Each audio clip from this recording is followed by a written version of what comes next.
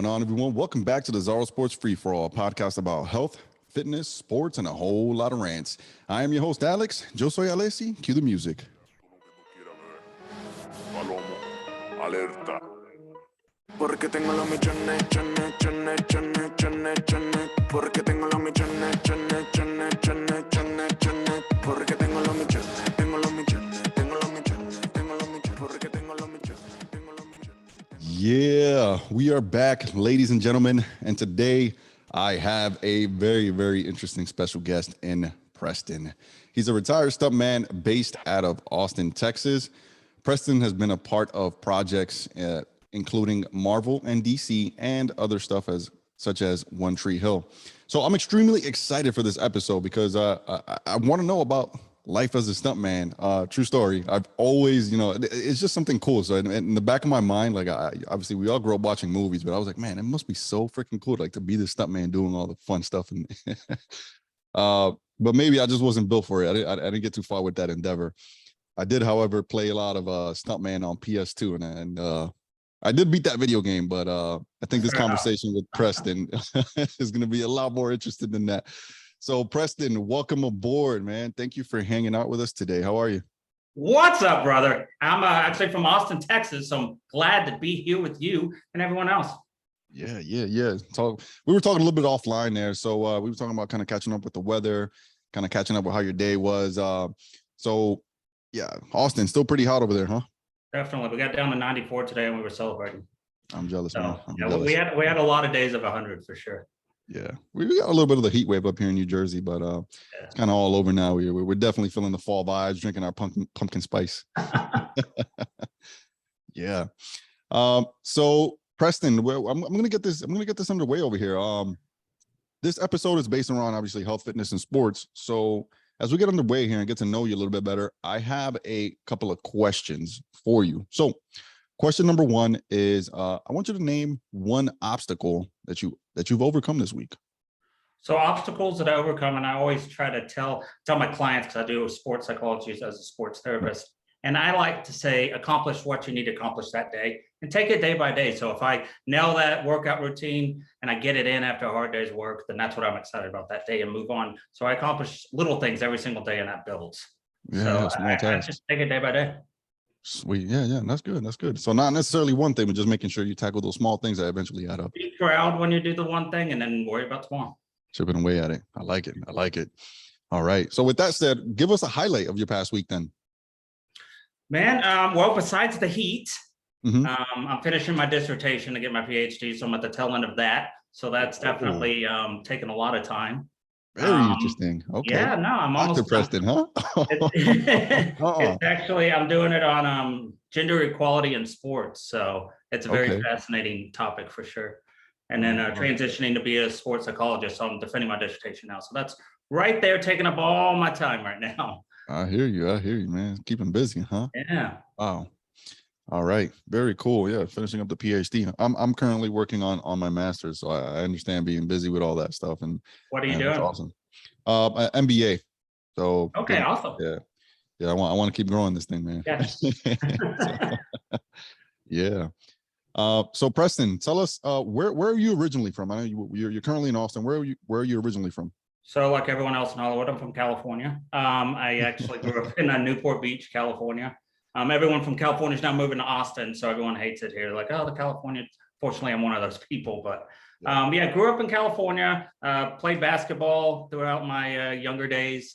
Right. Was going to go to San Diego State and ruptured my Achilles. So that was kind of my transition into, okay, maybe we should step away from basketball and maybe try something else. And that's kind of where I transitioned into sports. But at a younger age, I acted and I did stuff as a child, so I kind of knew that area a little well. So it was an easier transition, but basketball was my thing growing up. I mean, I loved basketball, so and I love watching it still.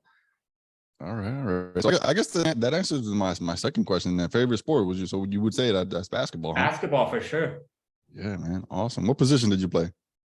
I was I should have been a point guard from the height. I'm 6 foot, so I'm little, but shooting guard. Okay. Yeah.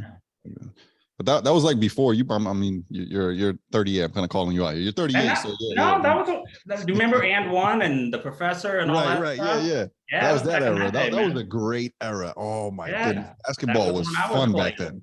Yeah. Actually, I shaved a Nike swoosh in the back of my head as a kid, and then every day I would have my mom color it in with random colors every single day. Oh my But, goodness. I was all about And One and all that street ball and everything. Yeah, yeah. That's awesome, Yeah, man.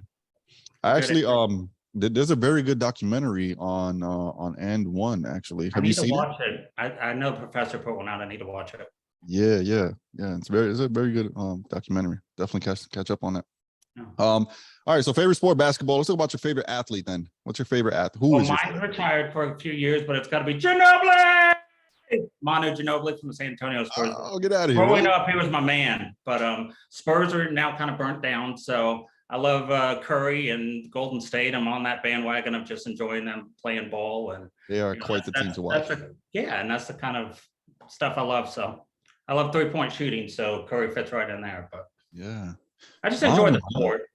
yeah, no, for sure. What Manu, about Manu had he had a quirky gameplay. You know, lefty, kind of Oh could yeah, finish at the rim. You really didn't know what to expect when he was it driving was to the rim. so crazy and so awful sometimes, but so genius in others. Yeah, yeah. Wow. Okay, Manu. Oh, that's a first, huh? What's your Yeah. basketball team? I don't. You know what? I'm just such a big basketball fan. But growing up, obviously, I grew up in New York, and so I was like a huge Knicks fan. You know, watching that Allen Houston team, like Sprewell, Chris Childs, you know, all those great point guards, Patrick And Ewing. all that.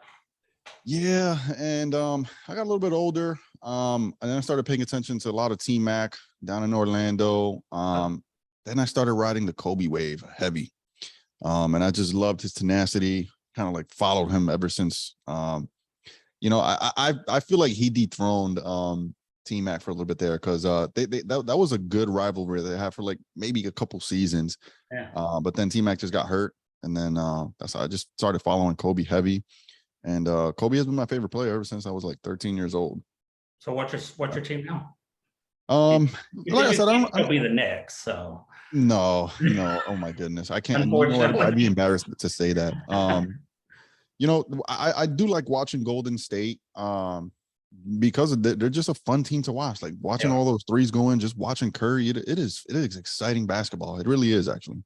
Yeah. So I mean, I ride the bandwagon. I like watching Golden State. I gotta admit it. For sure. Yeah.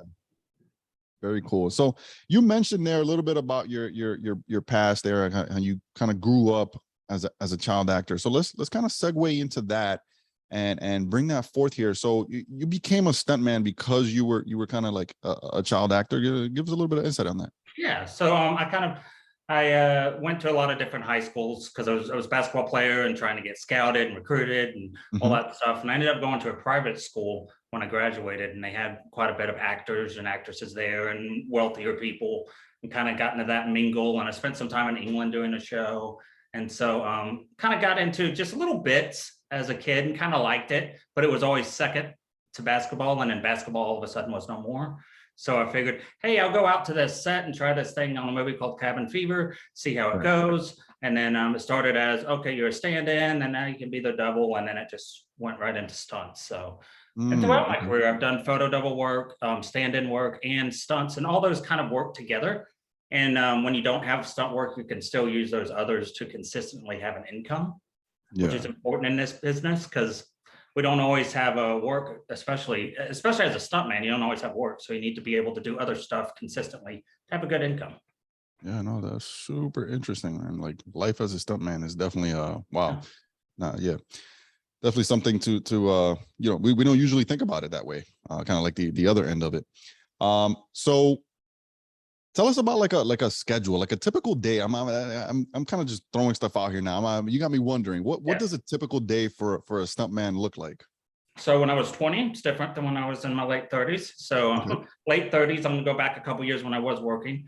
I'm assessing injury when I wake up. Something hurts, but what hurts the most? And whatever hurts the most is what I'm treating in the morning. So I'm on a heating pad, or I'm putting ice, or I'm on the foam roller, or whatever I need to do just to get that day going. And that's the pain I have. So we need to avoid something that causes that pain for that day. again, back to the take it day by day situation. Right. But when you're on set, I think, and I'm going to ask you, what do you assume a stuntman? You would assume they're adrenaline junkie, right? Yeah. And they're an adrenaline junkie. To me, like a stuntman is kind of like waiting until that scene. Like, all right, let's get in. Scene 3, boom, you're in. All right, boom. No, that's not good enough. Let's do it over. No, not good enough. Do it over.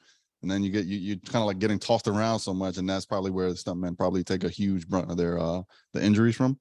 So that's what everyone says. It's adrenaline junkie, and that's a great answer. But for us, and I've had such a longevity at it, you're trying not to get hurt. You're out there. I'm not scared of heights, so I'm fine doing that. I'm fine doing a lot of stuff. But when I am about to do a stunt, I'm calculating how not to get hurt, how to do it correctly. Right, that's part of the art, yeah. And if something goes wrong, how to hurry up and get out of a bad position. Or like if you're taking a punch, and if I take a punch and that actor accidentally hits me, if I fall to the ground and start crying, why is there a stuntman? I can just have an actor do that. So if I get hit, I got to continue on with the scene like nothing. Yeah. So, I mean, adrenaline junkies, maybe that's how some people get into it because, the fearless and all that stuff, but you cannot have that crazy mentality going into stunts, longevity, and stay healthy. So you're just trying not to get hurt. And then how we make money is when we're healthy. So if we're gimpy, if we break our leg, you can't do stunts. So you're out of work. So safe and healthy is number one. Absolutely. So you mentioned that, and obviously, like we're going to get into a little bit of that pain management side.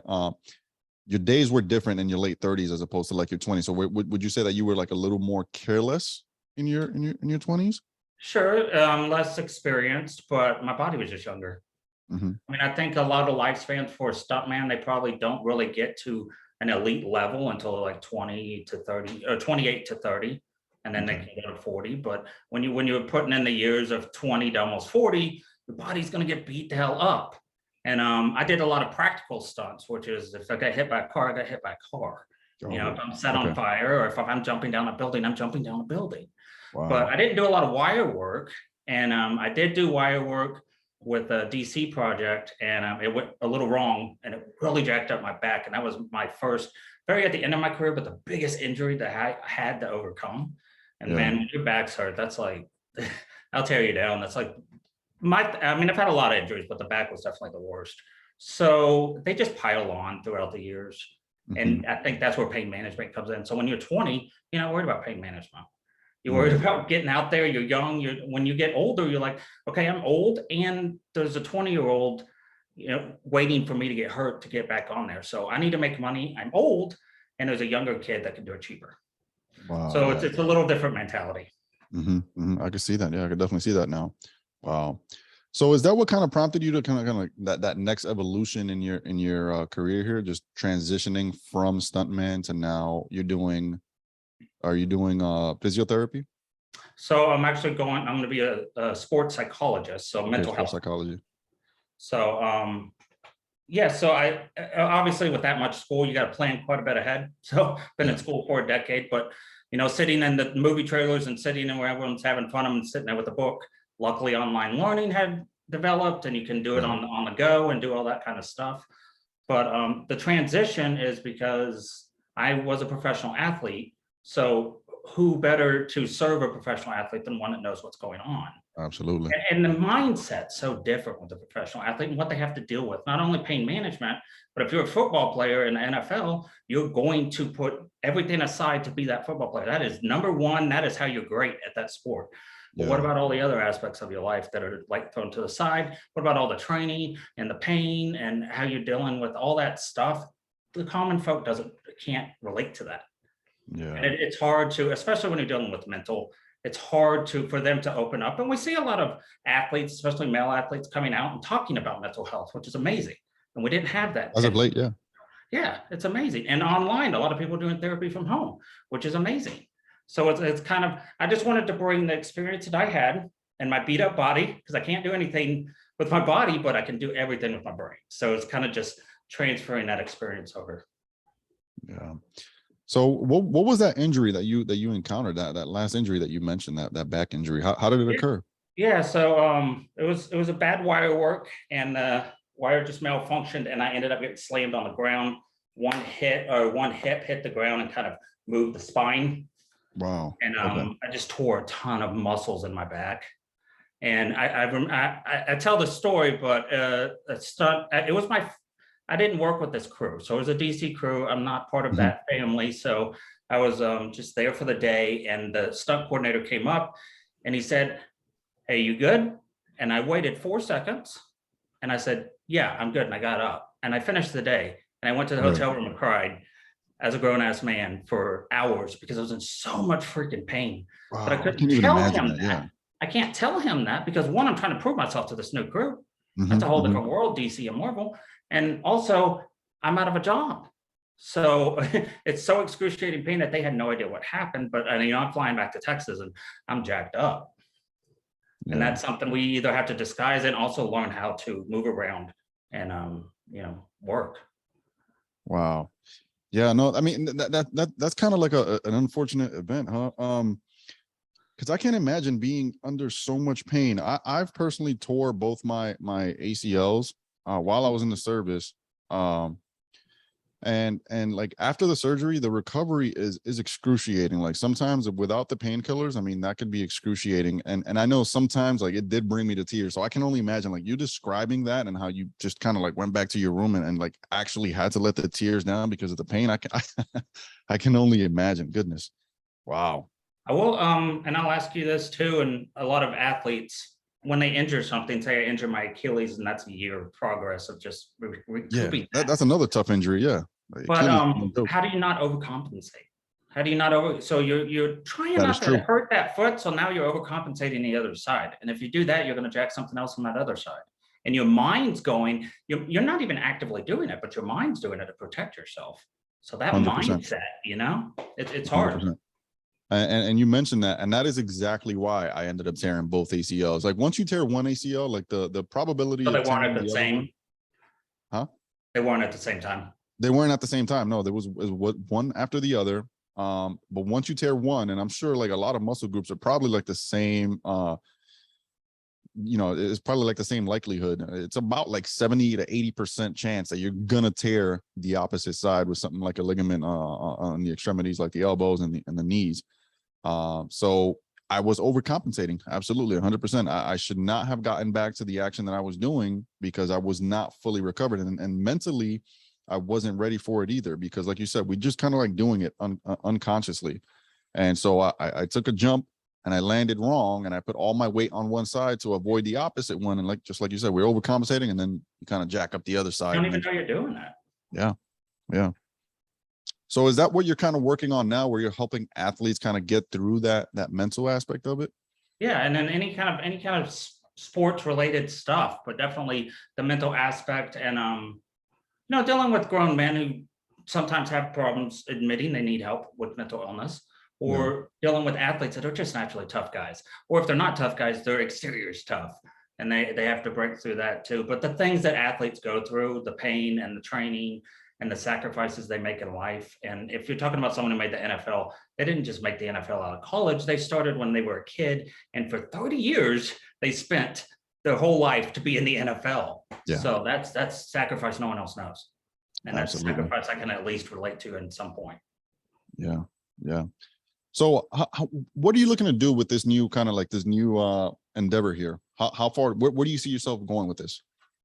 I think just with psychology, just doing the normal psychologist stuff. I mean, just taking on clients and doing general clinical psychology and therapy. I live by UT, so it'd be awesome to get on a football field or basketball court and kind of deal with athletes one-on-one. And I think with online now, you can probably deal with athletes as well. Being a sports psychologist is pretty new to actually specialize in that as a psychologist. So it's there's not a lot of people just don't know. And I think if you can maybe get into that little hub of UT and kind of, get your number out there and get your connections out there, maybe you can work with that. But that'd be cool to kind of work with the team for sure. Yeah, that's awesome. It's such a small world. One of my clients, she actually just made it to UT. She's a tennis player. So she graduated high school. She was rated #1 in all of New Jersey. And so she got picked up by UT. Wow. Yeah. So it's pretty awesome. She just turned 17. She's probably gonna turn 18 real soon. but yeah, amazing athlete. And you mentioned UT, it's just a small world. I mean, if you ever come across her, it'd be what a coincidence, huh? Well, all their sports are top notch, so Yeah, that's great for her. yeah, super great.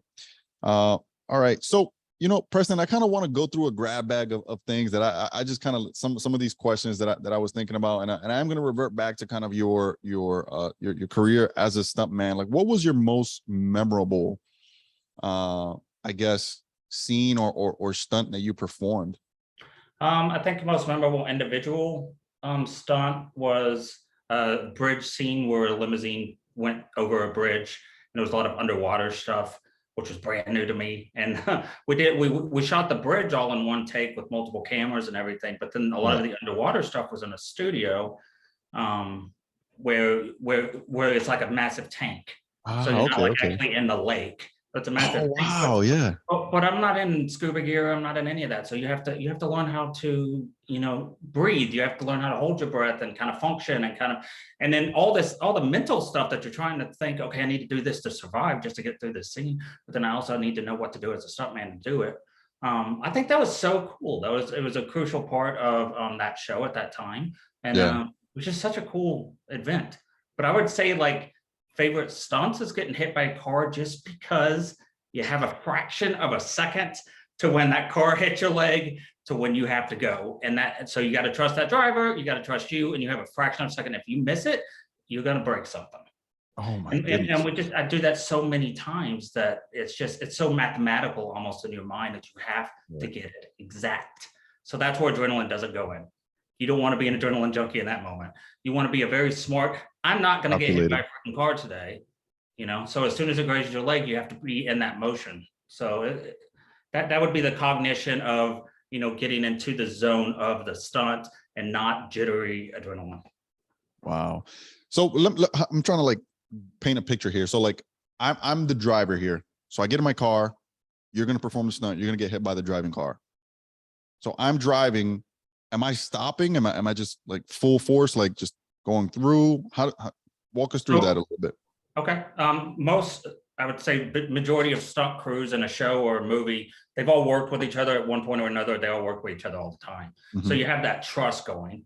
And the car is going to have a starting point, and you're going to have a point where you are, whether you're walking across the street, whether you're hitting a mark. So they know exactly where those two marks are, where they're starting, and they're going to go at a certain speed. They could possibly go a little faster before, but it's a certain speed.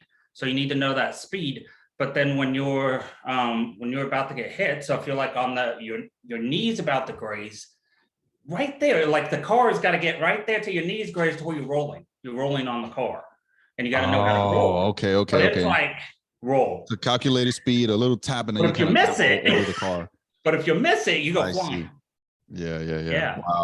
Wow. So it's a lot of trust in other people. But if the great thing with major or big budget film or TV is those are the best people to be with. If something goes wrong, they got the best people around you. And it's the safest position. If you're going to do stunts, it's the safest way to go. Very cool. All right. No, I needed to get that answer. Yeah, that's awesome. That sounds so freaking cool. Again, it's like something that, as kids, we're like, wow, that must be so freaking awesome. And yeah, it's just kind of, it's a huge pleasure talking to you and bringing you on board for the podcast. Yeah. So Preston, where can everyone find you on social media? So I am just on Instagram. I'm stunt.beast, got a good following, good engagement on there. And I'm definitely just talking to everyone who hits me up. I'm always there to share some knowledge. Definitely Instagram. I just released a YouTube video called 5 Things I Wish I Knew Before I Was a Stuntman, which is a pretty cool video.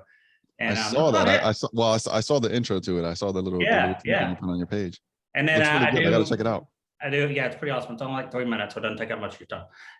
And you can check me out on Cameo, which I'm dirt cheap, and I do shout outs, and I love doing them. I love reaching out to fans, and that's a great way to do it. Okay. So how can they find you on Cameo? Just you can either go to my IG and go to my link tree, or you can go to cameo.com and put in my name, or you can Google my name, and I think Cameo pops up in the top 3 search results. So if they wanted to Google your name, what would they type in? Preston Corbell. Yep. And everything should pop up there. So sweet. Yeah, very cool. All right, so I'll make sure I leave all those in the show notes Please. for everyone to be able to click and check your stuff out. And I am actually going to go check out that YouTube video about the 5 Yes, things. please. So before we close off here, what do you remember those 5 things off the I top of do your not head? remember off the top of my head. You had to ask me that, didn't you? No, I don't remember off the top of my head, but I will say they are worth noting, so you should check out the video. Yeah, no, I definitely will. I definitely will after that. And I recommend everyone listening check it out as well. Preston, it's been a huge pleasure, man. I mean, I was super excited to talk about the stuntman career and kind of like listen to some insight and listen to you recall some of the memories. So Yeah, no, for sure. definitely appreciate it. Thank you for having me, and thank you for your audience for listening to me. Absolutely. All right, Preston, with that, we are going to depart. Thank you everyone for listening. We will catch you in the next episode. Peace. Alerta. Porque tengo los millones, chones, chones, chones, chones, chones. Porque tengo los millones, chones, chones, chones, chones, chones. Porque tengo los millones, tengo los millones, tengo los millones, tengo los millones. Porque tengo los millones.